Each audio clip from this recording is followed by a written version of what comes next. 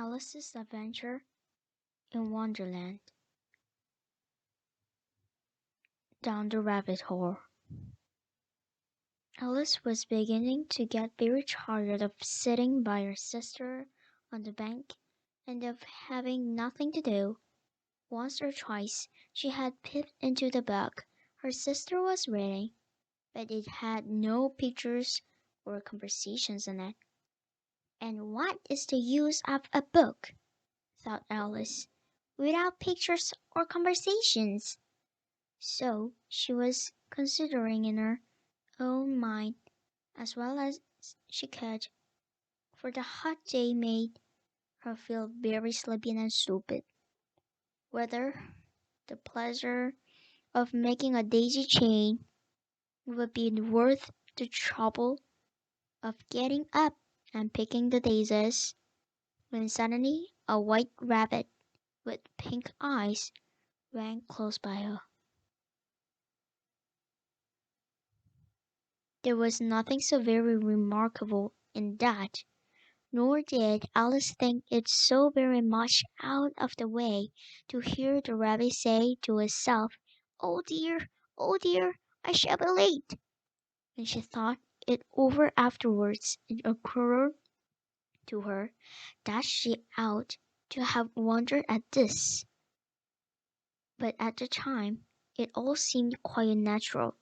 But when the rabbit actually took a watch out of its waist pocket and looked at it, and then hurried on, Alice started to her feet, for it flashed across her mind that she had never before seen a rabbit with either a waistcoat pocket or a watch to take out of it, and burning with curiosity, she ran across the field after it, and fortunately was just in time to see it pop down a large rabbit hole under the hedge. In another moment down went Alice after it, never once considering how in the world she was to get out again. The rabbit hole ran straight on like a turner for some way, and then deep suddenly down, so suddenly that Alice had not a moment to think about stopping herself before she found herself falling down a very deep well. Either the well was very deep, or she fell very slowly, for she had plenty of time as she went down to look about her, and to wonder what was going to happen now. First, she tried to look down and make out what she was coming to, but it was too dark to see anything. Then she looked at the sides of the well and noticed that they were filled with cupboards and bookshelves. Here and there she saw maps and pictures hung upon pegs. She took down a jar from one of the shelves as she passed. It was labeled orange marmalade, but to her great disappointment it was empty. She did not like to drop the jar for fear of killing somebody underneath, so managed to put it into one of the cupboards as she flowed past it. Well, thought Alice to herself, after such a fall as this, I shall think nothing for tumbling downstairs. How brave they'll all think me at home. Why, I wouldn't say anything about it, even if I fell off the top of the house, which was very likely too. Down, down, down, would the fall never come to an end? I wonder how many miles I've fallen by this time, she said aloud. I must be getting somewhere near the center of the earth. Let me see. That would be 4,000 miles down, I think. For you see, Alice had learned several things of this fruit in her lessons in the schoolroom, and thought this was not a very good opportunity for showing off her knowledge, as there was no one to listen her. Still, it was good practice to say it over. Yes, that's what about the right distance, but then I wonder the latitude or longitude. I've got to. Alice had not the slightest idea what latitude was, or longitude either, but she thought there were nice grand words to say. Presently she began again. I wonder if I shall fall right through the on earth. How funny it seemed to come out among the people that walk with their hands downwards. The antipathies, I think. She was rather glad there was no one listening this time, as it didn't sound at all right word. But I shall have to ask them what the name of the country is, please, Mama. Is this New Zealand or Australia? And she tried to conceal as she poked Fancy, saying it as you're falling through the air. Do you think you can manage it? And one of the ignorant little girl shall thank me for asking. No, it's never to do ask. Perhaps I shall see it writing up somewhere. Down, down, down. There was nothing else to do. So Alice Spoon began talking of it. Daniel missed me very much tonight, I should think. Diana was the cat. I hope you remember her sucker of milk at tea time. Gina, my dear, I wish you were down here with me. There are no mice in the air, I'm afraid, but you might catch a bat. And that's very like a mouse, But do cats eat bats, I wonder? And here Alice began to get rather sleepy and went on saying to herself in a dreamy sort of way, do cats eat bats? Do cats eat bats? And sometimes, do pets eat cats? For you see, as she couldn't answer either question, it didn't much matter which way she put it. She felt that she was dozing off and had just begun to dream that she was walking hand in hand with Tina, and sang to her very earnestly, now, Tina, tell me the truth. Did you ever eat a bat? When suddenly, thump, thump, down she came upon a heap of sticks and dry leaves, and the fall was over. Alice was not a bit hurt, and she jumped on to her feet in a moment. She looked up, but it was all dark overhead. Before her was another long passage, and the white rabbit was still in sight, hurrying down it. There was not a moment to be lost. Away went Alice like the wind, and was just in time to hear it say, as it turned the corner, Oh, my ears and whiskers, how late it's getting. She was close behind it when she turned the corner, but the rabbit was no longer to be seen. She found herself in a long, low hall, which was lit up by a row of lamps hanging from the roof. There were doors all round the hall, but they were all locked. And then Alice had been all the way down one side and up the other, trying every door. She walked sadly down the middle, wondering how she was ever to get out again. Suddenly, she came upon a little three-legged table, all made of solid glass. There was nothing on it but a tiny golden key, and Alice's first idea was that it might belong to one of the doors of the hut. But alas! Either the rocks were too large or the key was too small. But at any rate, it would not open any of them.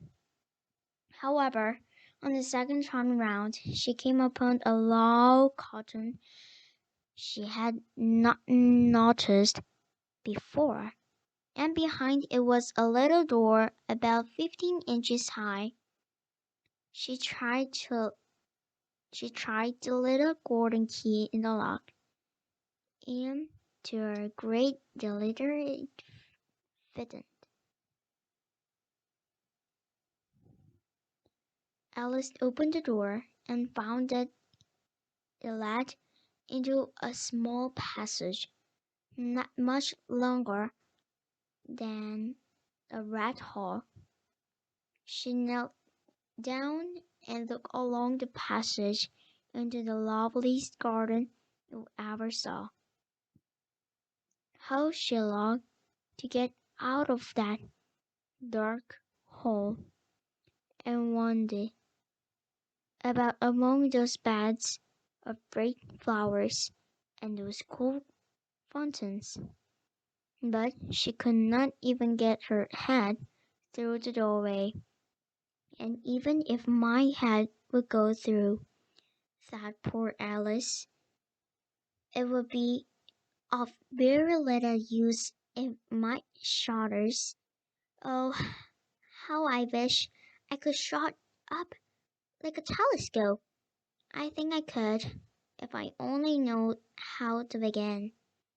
For you see, so many out of the way things had happened lately that Alice had begun to think that very few things indeed were really impossible. There seemed to be no use in waiting by the little door, so she went back to the table, half hoping she might find another key on it, or at any rate a book of rules for shutting people up like telescopes. This time she found a little bottle on it, which certainly was not here before, said Alice, and tied around the neck of the bottle was a paper label with the word "Drink Me" beautifully printed on it in large letters. It was all very well to say "Drink me," but the wise little Alice was not going to do that in a hurry. "No, I'll look first," she said, "and see whether it marked poison or not," for she had read several nice little stories about children who had got burned and eaten up by the wild beast and other obscene things, all because They would not remember the simple rules their friends have taught them, such as that red hot poker will burn you if you hoard it too long, and that if you cut your finger very deeply with a knife, it usually bleeds, and she never forgotten that if you drink much from a bottle-marked poison, it is almost certain to scare it with you sooner or later. However, this bottle was not marked poison, so Alice returned to taste it, and finding it very nice, it had, in fact, a sort of mixed flavor of cherry tarts, custard, pineapple, roast turkey, toffee, and hot buttered toast, so very soon finished it off. "What a curious feeling," said Alice. "I must be shutting up like a telescope." And so it was indeed. She was now only 10 inches high, and her face brightened up at the thought that she was now the right size for going through the little door into that lovely garden. First, however, she waited for a few minutes to see if she was going to shrink any further. She felt a little nervous about this, for it might end, said Alice to herself. "It might going out altogether like a candle. I will wish I should be like that." And she tried to fancy what the flame of a candle is like after the candle is blown out, for she could not remember ever having seen such a thing. After a while, finding the noise more happened,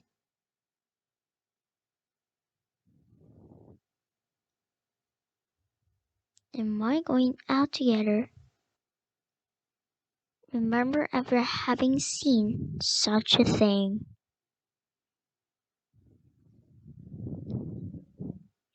After a while, finding that nothing more happened, she decided on going into the garden at once. But alas for poor Alice! When she got to the door, she found as she had forgotten the little golden key, and when she went back to the table for it, she found she could not possibly reach it. She could see it quite plainly through the glass, and she tried her best to climb up on the legs of the table, but it was too slippery, and when she tried herself out with trying, the poor little thing sat down and cried. "Come, there's no use in crying like that," said Alice to herself rather sadly. "I advise you to leave off the singing." She gently gave herself very good advice, though she very seldom followed out it, and sometimes she calls herself so severely as to bring tears into her eyes. And once she remembered trying to box her own ears for having cheated herself in a game of corded she was playing against herself, for this curious child was very fond of pretending to be two people. But it's no use now, thought poor Alice, to pretend to be two people. Why, there's hardly enough of me right to make one as the parson. Soon her eye fell a little glass box that lying under the table. She opened it and she found a small cake. "Eat me," were beautifully marked in the corners. "Well, I'll eat it, and if it makes me grow longer, I can reach the key, and if I make the wish grow smaller, I can reach that under the door, and either way I will get into the garden. I don't care which happens. She ate a little bit, and she thought out suddenly to herself. Which way? Which way? Holding her hand on the top of her head to feel which way it was growing. And she was quite surprised to find it remained the same size. To be sure, this generally happens when one eats cake, but Alice had got so much into the ways expecting nothing but out of the way things to happen, that she smelled quite dull, so stupid for life to go on a king common way. So she had to work, and very soon they finished the cake.